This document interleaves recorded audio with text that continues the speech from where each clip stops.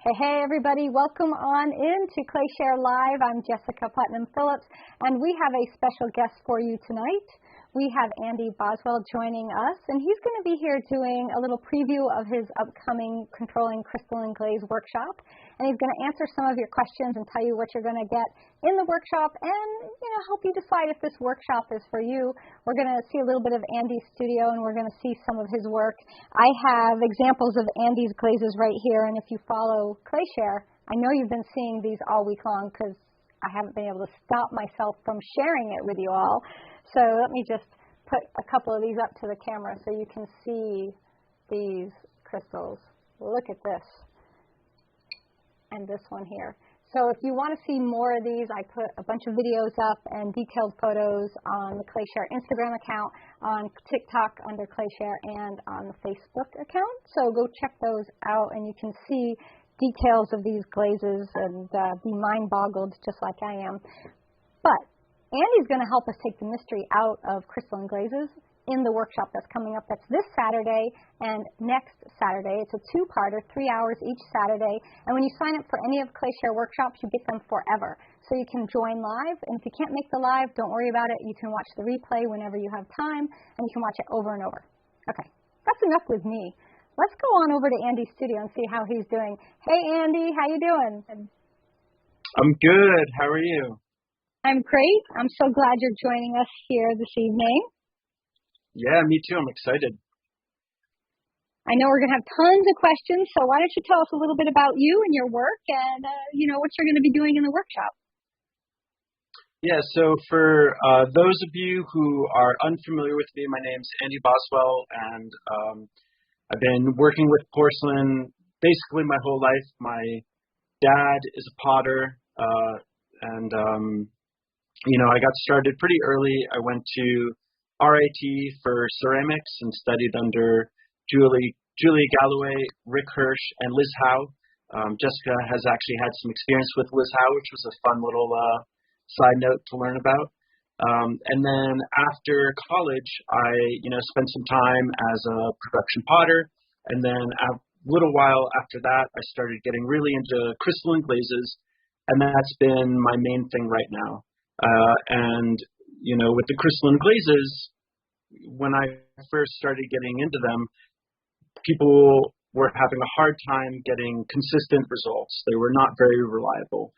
Similar to what you'd hear people talk about with like a raku firing or wood firing, where, sometimes with the wood firing, a piece will get the perfect amount of ash and then another piece won't. Or with raku, sometimes, you'll have like a copper red glaze that doesn't quite flash enough or something cracks, There's a lot of unreliability with crystalline glazes when I first started getting into them. And there was also some extra work that seemed like a huge hassle. Specifically, a lot of crystalline glaze potters would use glaze catchers. And so when I started working with crystalline glazes, I had a great mentor, this ceramic engineer named Phil Hamling. He doesn't really make work professionally. He just does it as a hobby, but he runs a company that gets commissions from like NASA and, Lockheed Martin to kind of do all these crazy technical things. So he showed me a little bit more of the technical side. I used that to sort of learn more about the crystalline glazes and make it so that they were more reliable. I started, refining my recipes so that I didn't need to use glaze catchers all the time.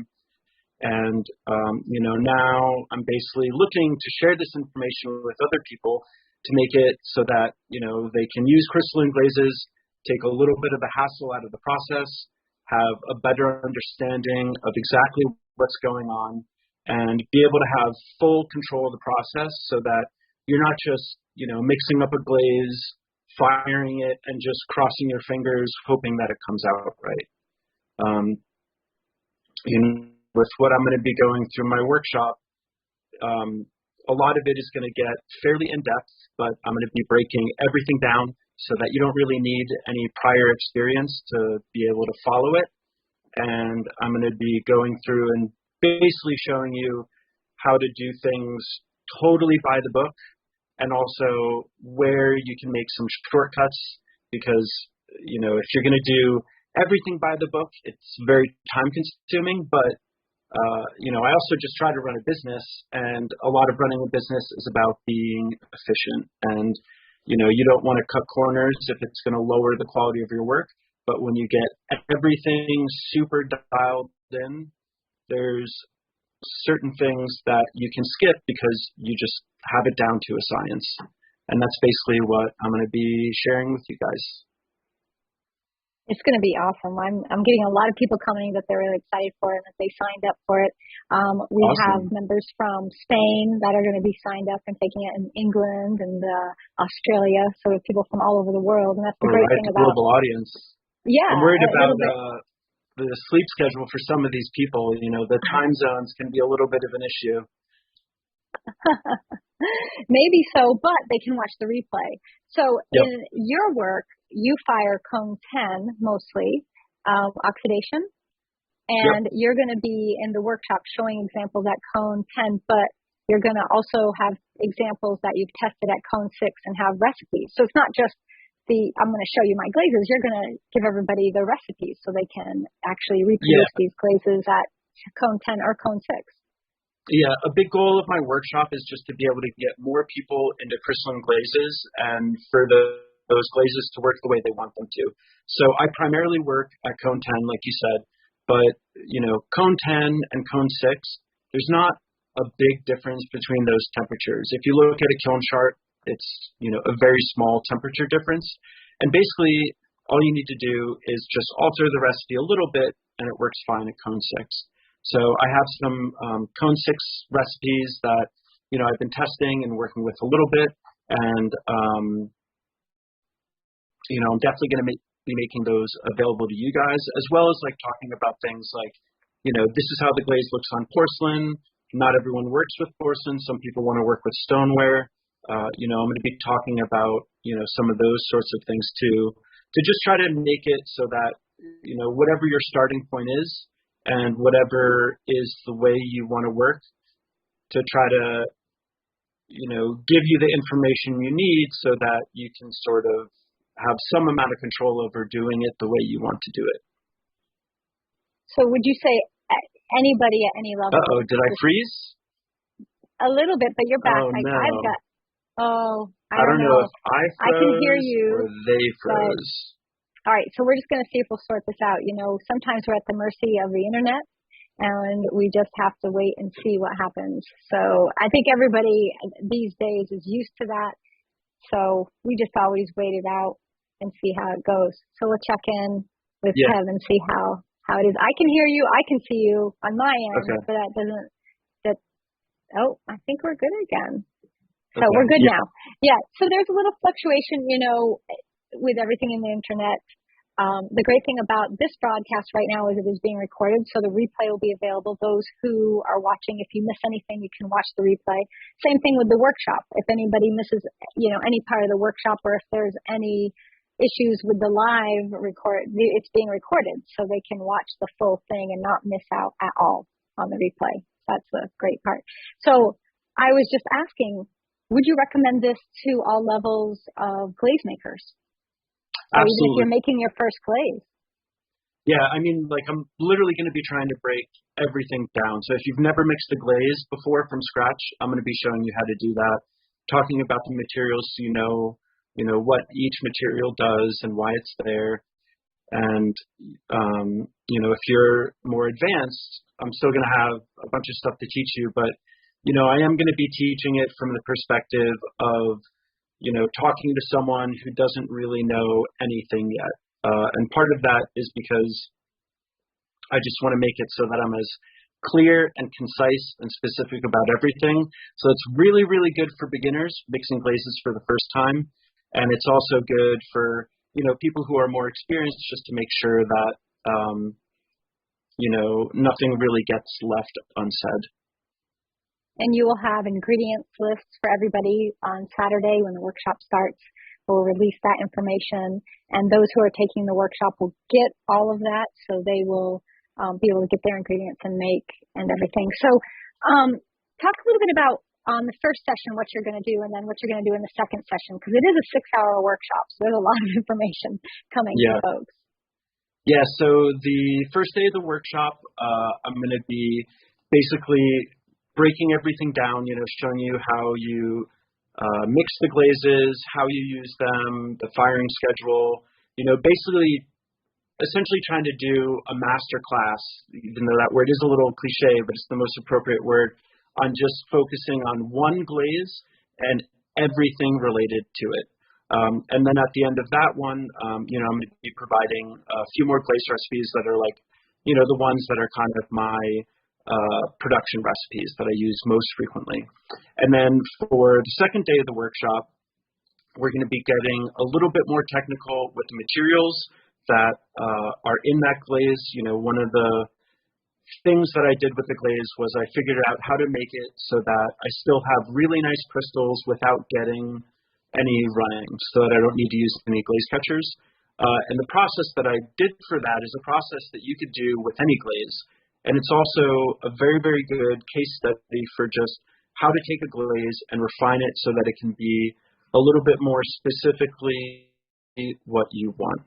So we're going to be going through that process of sort of taking a recipe and refining it and reiterating it.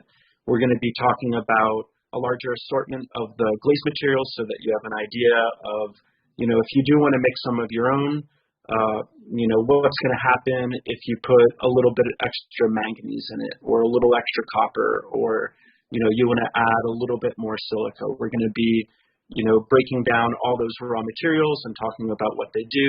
And at that point, we're going to be also talking about some of the other glazes that are not part of my main production line, but are glazes that, I've been developing and working with. This is going to be some other colors that, you haven't seen me selling yet. And it's also going to be the Cone 6 recipes. So it's basically like the first day, we're just going to go super deep with everything related from the beginning to the end of working with one glaze, get a few more glaze recipes, and then on day 2, we're going to be going into everything a little bit more in depth with the raw materials and getting a wider assortment of colors with them. And actually, if I can, some of you have seen me posting this glaze recipe. I don't know how well it's in focus, but this is one of the new ones. That's amazing. That I've been working on. Yeah, the way the background of that goes to this beautiful ombre, and then those gray and blue crystals growing in contrast with that warm background. That's an amazing glaze. Yeah, and so this is all one glaze. This isn't like two glazes layered on top of each other or anything like that. But this is like one of the newer glaze tests that I've been working on, which is probably going to become a production glaze. But, for that second day, we're going to be talking about sort of stuff like this and some other, variations and colors, and talking about what exactly is going on with them. And so some folks are asking if they're going to take this workshop, do they need special equipment to, like scales and things to weigh out ingredients? Yeah, so you don't need a lot of different tools. I would say that probably the most important thing is to have some sort of scale. I would recommend a digital scale that goes down to 1/10 of a gram, and you can buy those on Amazon for relatively cheap. Another thing that can be really helpful is, just a couple, 2 or 3 gallon pails, maybe a sieve. And if you don't have a sieve, you can also get away with a kitchen hand mixer, kind of like. I actually have one just right behind me. Everyone's seen one of these in their kitchen. And granted, sieves are great. You'll hear every single potter who mixes their own glaze say that you have to sieve your glazes. And it's a very, very good idea to sieve your glaze. But if you don't have a sieve and you've got one of these kitchen hand mixers, you're going to be able to make do. Some of the raw materials that I use are not the most common. One specifically is, can be a little bit hard to get, but there's another material that's much more commonly used that's very easy to just swap out for that. So a few raw materials, a couple buckets, an electric mixer, some sort of scale, and you're probably good. The one other thing is the firing schedules, can be a little tricky, and so if you can have a programmable kiln, that would be ideal. And in my video, I'll be showing you how I program my kiln. So if you're unfamiliar with programming your kiln, I'm going to be able to give you a good idea of how to do that as well. And so some folks are asking again about the cone. We did address already. Andy does cone 10, but he's also got cone 6 test and the cone 6 recipe. So he's sharing both. So if you work at either of those temperatures, that's going to work for you. Folks are asking about how hard it is to get the materials. I would suggest contact your local clay supplier and see if they have everything. Yeah, everything that I use, you're going to be able to get from your local clay supplier. So you're not going to have to worry about that. Just a quick trip to, Bailey's or Ceramic Supply, or, if you buy online from, someone, all of that's going to work out just fine for you. And then we had a question. How hard are these to control? I mean, that's what the whole workshop's about, is controlling them. A lot of folks are saying they've had problems with crystalline glazes running a lot and sticking to shelves and being a bit difficult, but you're going to show everyone how to do it in a way that's not going to run as much, correct? Yeah, and a lot of it is, just being a little bit more methodical and a little bit more technical. It's, you don't necessarily need extra tools. It's just a matter of being a little bit more precise with the tools that you have and going through a few steps that, just sort of give you a better idea of exactly what's going on. I kind of don't want to give too much away, but the other thing too is just having a good glaze recipe. Like a lot of the glaze recipes that are out there that have been with crystalline glazes. I mean, for those of you who don't know, the entire field of crystalline glazes is not very old. I remember looking this up at one point, and I'm pretty sure the first crystalline glaze was formulated in a French pottery in like 1892.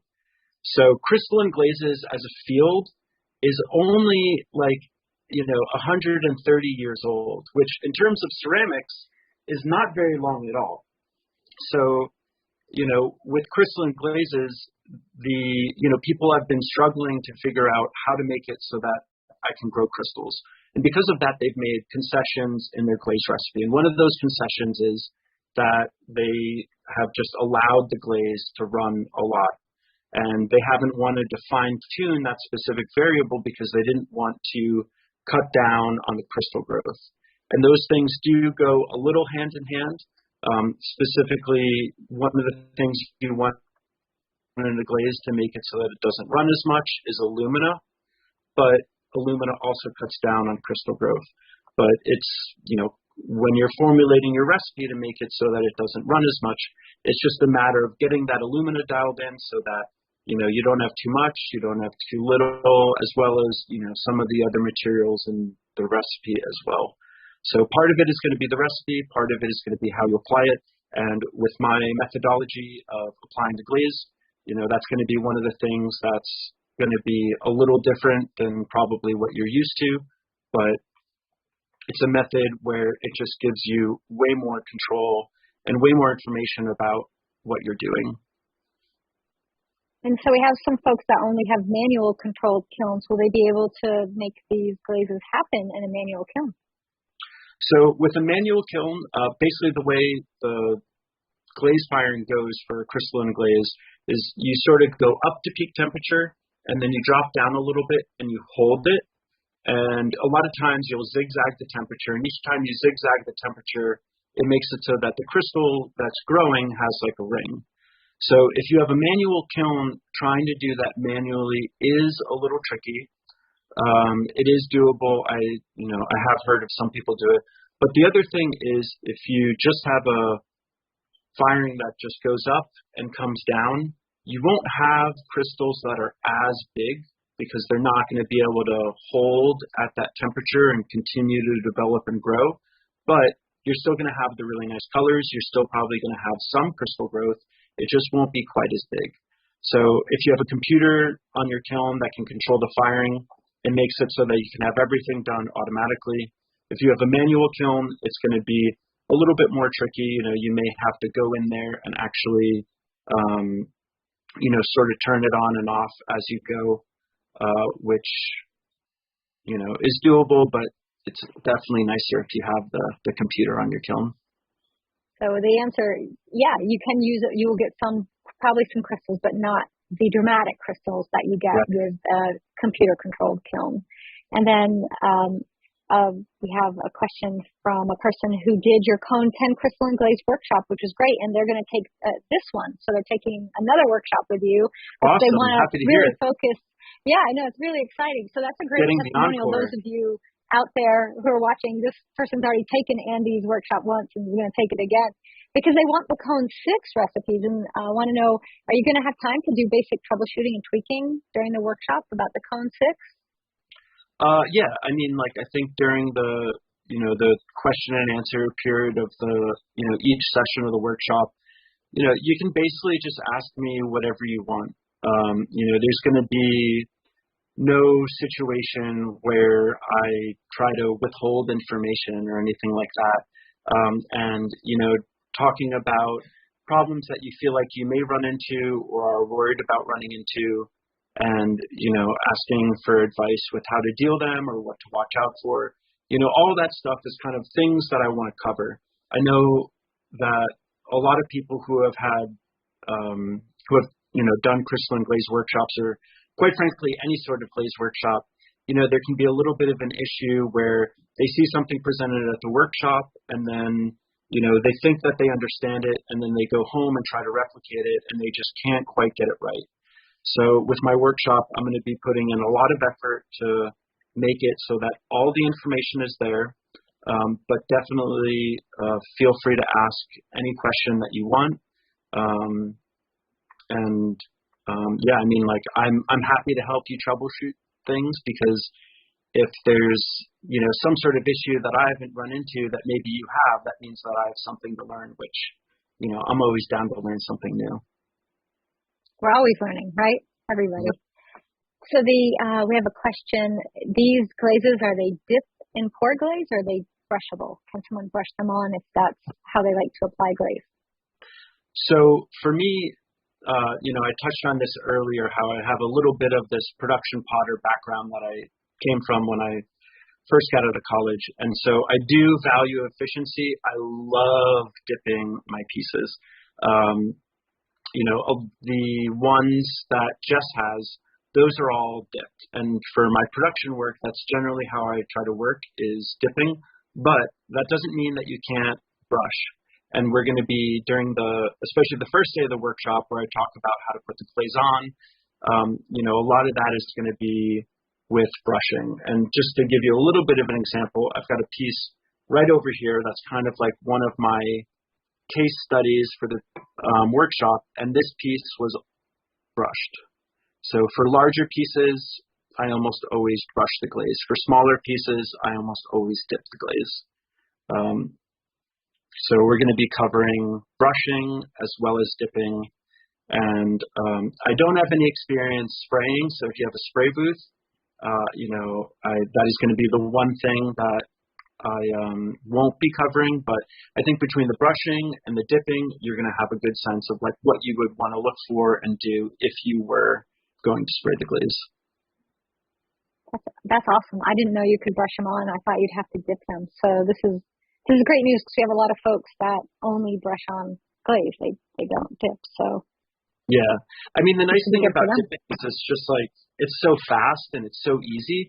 But when you have a larger piece, or you just have like a very small amount of glaze, you just want to test out one piece, and you've only got like a little 200-gram batch of glaze. Brushing is just kind of the way to go. Then we have a few people who can't make the live, but they will probably have questions to ask of you afterwards. Are you going to be available for, somebody has a question, can they email you and reach out to you after the workshop's ended, and you can answer those questions for them? Absolutely. I knew that would be the answer, but I had to ask. Yeah, so if you can't make the live, because it's a technical workshop and there is a lot of information that's going to be coming through it, and folks are going to have questions maybe a month from now, you can completely email or message Andy, and we'll share all of Andy's information during the workshop, how you can contact him and get questions. And folks are going to want to buy work of yours too during the workshop. So are you going to have work available for folks? Yeah, I have. I actually just took photos of a bunch of stuff, and I was supposed to have my Etsy restock up earlier this week. Now I'm thinking that I'll probably have an Etsy restock up early next week. But it's been a wild and crazy year, and the first restock of the year has been a little slow, but we'll have one up soon. But you can just search for me on Etsy as Kaolin Tiger Studios, Kaolin Tiger Studios, and you can see what I have up there right now, and there'll be more soon. Fantastic. And can the glazes be once fired? So if someone wants to glaze them on greenware and not bisqueware? That's a good question. So I would guess that you wouldn't have any issues with that. One thing that can happen, I don't think there would be any issues. I would just do one piece and test it, obviously, just to make sure you're good. But I don't see any reason why you couldn't once fire these. With a lot of the glazes that I'm going to be showing, there's not really any layering. It's basically just you have your piece, you brush it on or you dip it, and then you just put it in the kiln. So if you once fire something, you're not going to have to worry about dipping multiple things and your, dry clay getting like soft and mushy. And I think with the shrinkage, it'll probably be okay too. But I would test it, and if you have any problems, ask me. And if you have good or bad results, I would love to see, because once firing is great. I never do once firing because I'm too chicken. Yeah, I mean, with me, it's been one of those things where I keep thinking like, yeah, if you want to be more efficient, you should once fire. But I just am so used to bisque firing everything, and it's kind of nice bisque firing things because then you just don't have to worry about stuff quite as much in terms of like handling it. So that's usually what I do. One of the thing, if I could mention about this, is the stuff that I'm doing with the crystalline glazes. Some of the new glazing techniques and the way that I talk about the materials. That's going to be good for any glaze that you do or any firing. Like a lot of the stuff that I'm going to be presenting isn't going to be, like the best practices that I've developed for working with crystalline glazes. They're best practices that should probably be used in every other area of glazing. They're just not, because the other areas of glazing aren't quite as technical. It's like, just to use like a little bit of an example, like, I've got a white liner glaze on this. If you put this white liner glaze in a kiln, like this white liner glaze is good at cone 6, it's good at cone 9. If you put it in a wood kiln that's going up to cone 12, this white liner glaze is going to do the exact same thing. And a lot of glazes are like that, where you can put them on a little too thick, a little too thin, it all looks the same. The only reason that I really had to develop the best practices that I've developed with the crystalline glazes is just because I had to. But, if you have like an oil spot black or something like that, where it, matters a lot if it's thicker or thinner, or you've got a Shino glaze that you're trying to put in a wood kiln, you're trying to get really good flashing, or you've got one of those floating blue glazes where, it's brown on the edges and then you've got that blue texture. When you're working with those glazes, the stuff that I'm presenting in this workshop is going to be helpful for basically every area of glazing that you're working with. And we had a question. You're going to be talking about cone 10 and cone 6. What about the folks doing low fire, like down at 05? Do the crystals grow? Can they work there? It feels like a little bit of a stretch. I'm sure at some point we will develop crystalline glazes that are that low. But one of the tricky things about the crystalline glaze recipes is they have a high amount of zinc. That's basically what grows the crystals. And so you've got to have enough room for the zinc and the other materials that you normally have in a glaze. And there's just not a lot of wiggle room. And so when you're trying to fire something to like that super low temperature, like O5, you end up having to fill it with a lot more sodium or potassium or whatever you're using as a flux. And, it's hard to make room for the zinc that you need to grow crystals. But I'm sure that we'll see that get developed, at some point. Maybe someone's already working on it. Maybe I'll work on it sometime in the future. I'm sure it'll get developed at some point, but going lower than cone 6 seems tricky. Going to cone 6 isn't that much of a stretch because cone 6 and cone 10 are very, very close in temperature. Like 6, 7, 8, 9, 10, 11, they're all like, in a very small window of temperature ranges. But cone 05 is quite a bit lower. And I'm sure if somebody's really interested in it, they could test and develop and come up with it, just like that's how all glazes come about, is through testing and research. And that's a lot of what I'll be sharing on the second day of the workshop is, we're going to be diving more into the raw materials.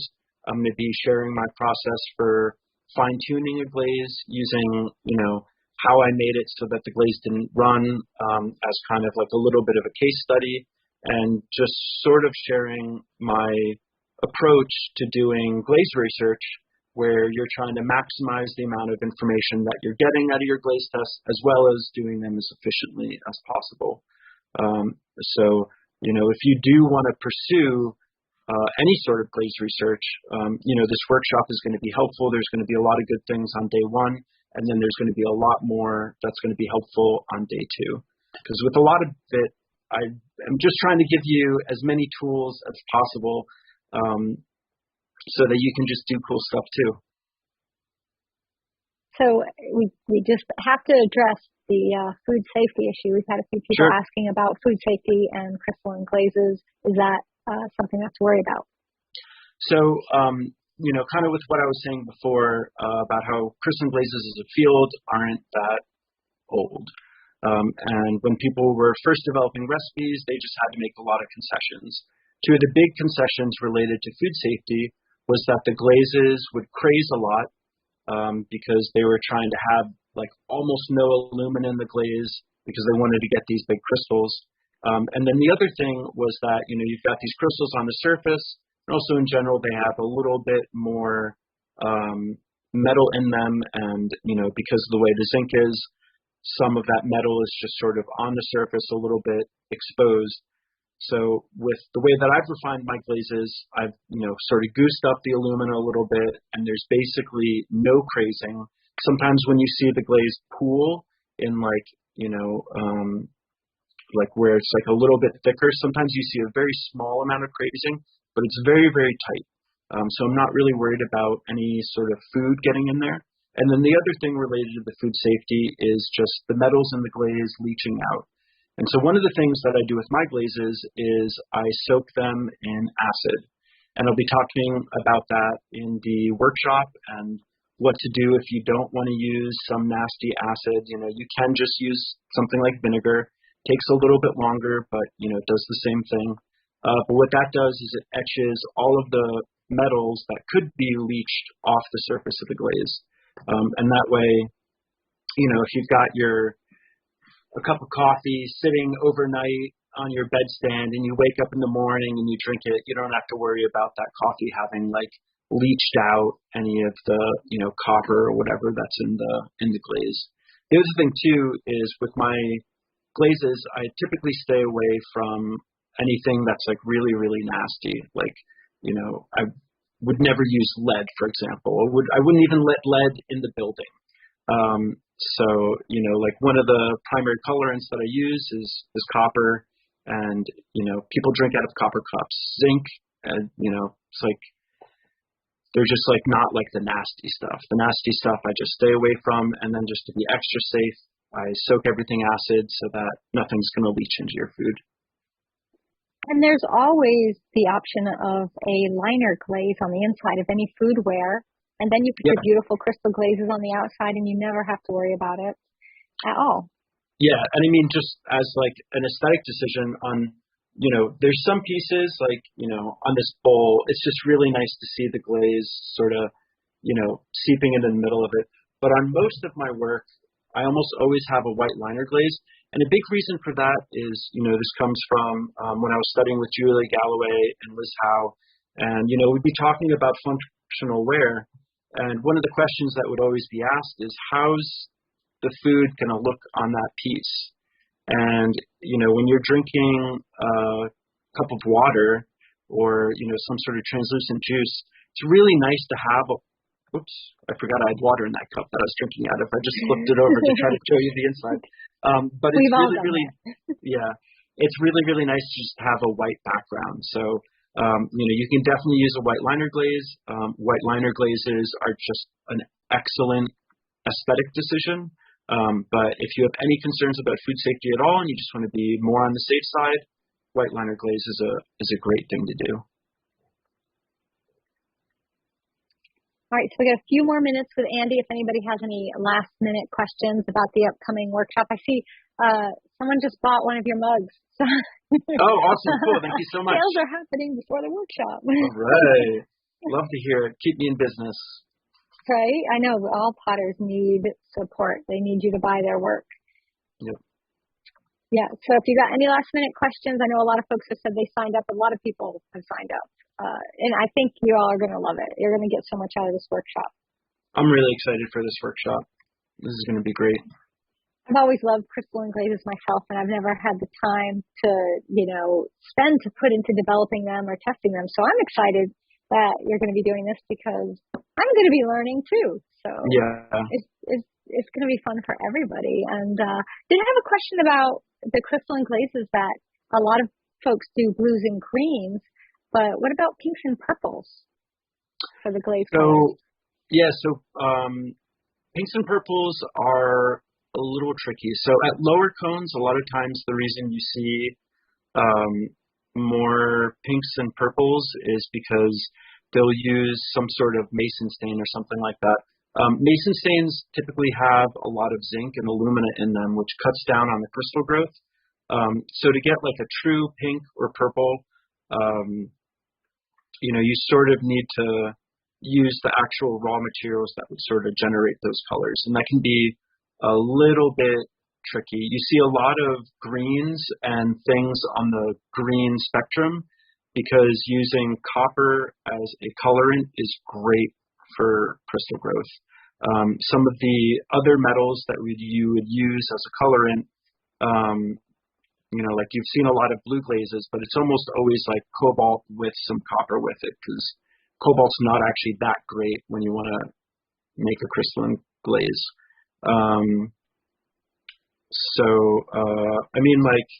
I've been showing this test a little bit, and at the top there's a little bit of a pinkish hue, kind of like right in here. That's like a little bit more lavendery.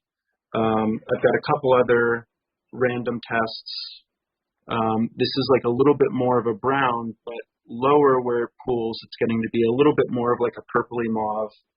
And doing pinks, one of the materials that I've been wanting to use, which I haven't quite yet because it's kind of expensive, but if memory serves correct, there's a rare earth called erbium that is supposed to make some really nice pinks. And I've been meaning to buy a batch of it and do some glaze tests and get some pinks and, throw a little bit of cobalt in there, see if I can get it into a purple. But with the glaze research stuff, it's just a huge world of things that I want to test. And also I'm going about it in a way where I'm not just trying to develop new colors, but also develop them so that they don't run. And so that makes it so that, it's a little bit more of an arduous process.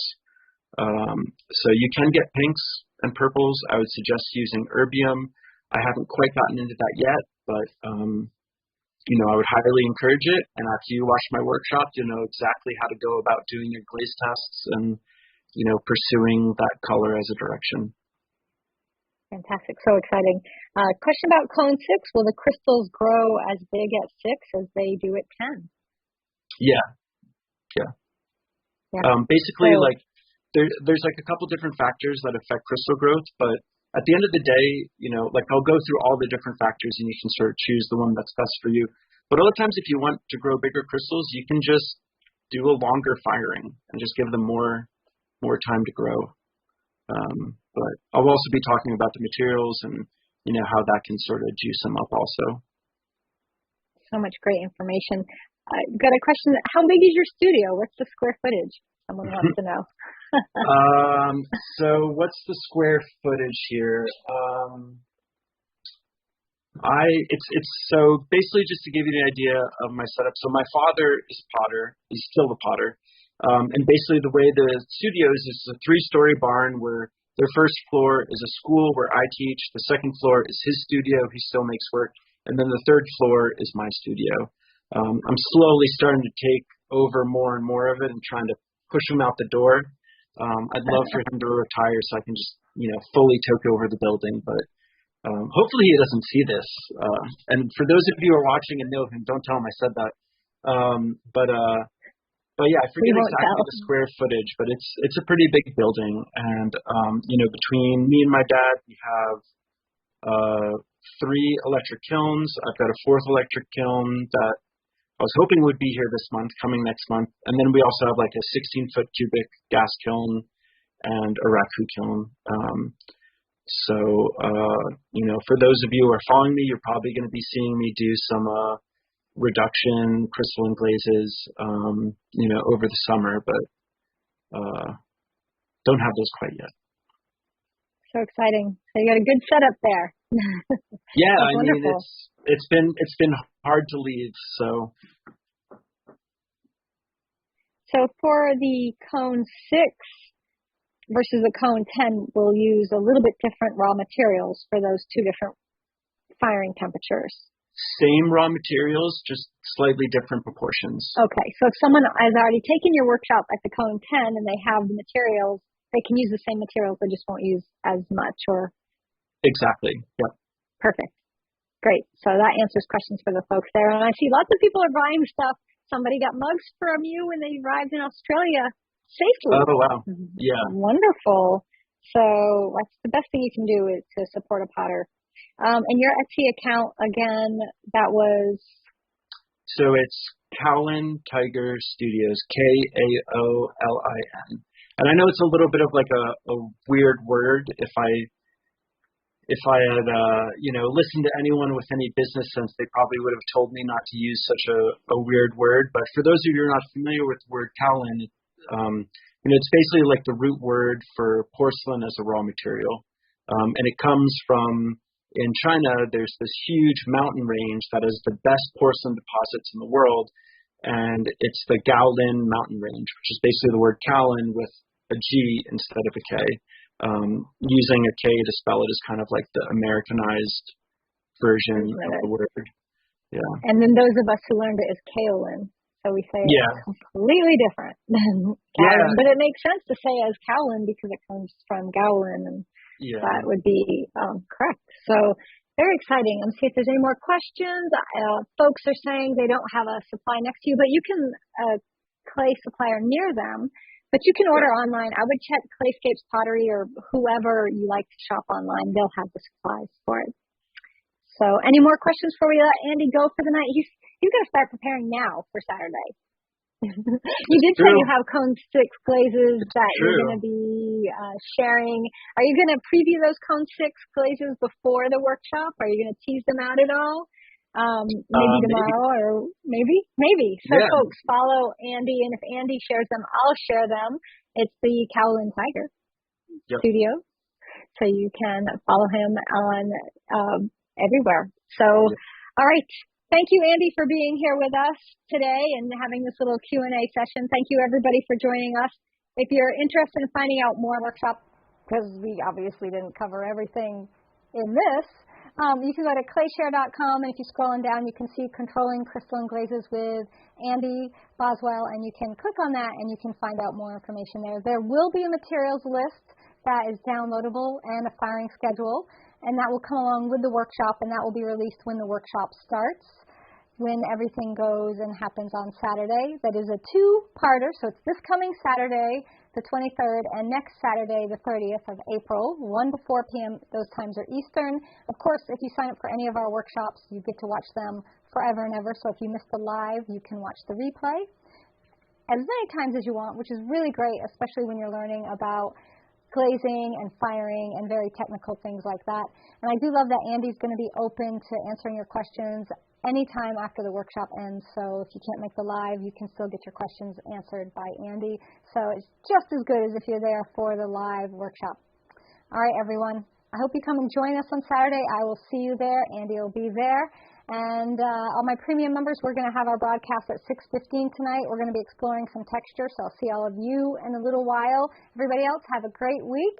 Workshop folks, I'll see you Saturday. Everybody else, I'll see you next week. Bye, everyone.